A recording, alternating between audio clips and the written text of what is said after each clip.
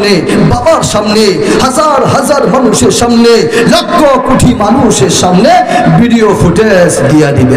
এই যে দেখো দেখো, একটানা আল্লামা, যিনি তাফসীরের জগতের শ্রেষ্ঠ মুফাসসির আল্লামা দেলোয়ার হোসেন সাঈদীকে একটানা 13 বছর কারাগারে রাখার পরে এরপরে আবার বাড়িতে আসবে, বাড়ি ব্যবহার করবে, গাড়িতে আসবে, নিজের গাড়ি ব্যবহার করবে, সুযোগ দেয় নাই।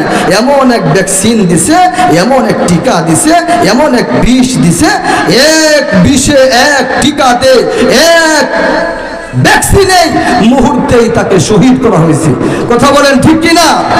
আল্লাহ তাআলা হাশরের ময়দানে দেখাবে, আর হাজার হাজার ওই 16 বছর একটানা 17 কোটি মানুষের উপর কোন প্রকার জুলুম করছো, কিভাবে করছো, কোন মাসে করছো, কোন উজুরে করছো, কোন কাইফিয়তে করছো, সব কিছু আল্লাহ তাআলা ভিডিও দেখাবে।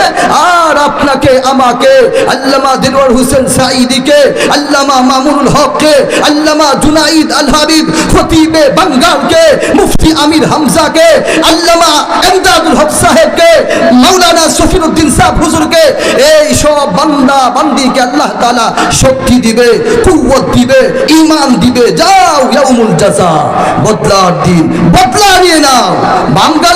বাম গালেই মারো, বুকেই মারো, হাত কাটছে হাত কাটো, এমন শক্তি দিয়া আগে বদলা নেওয়ার ব্যবস্থা করবে।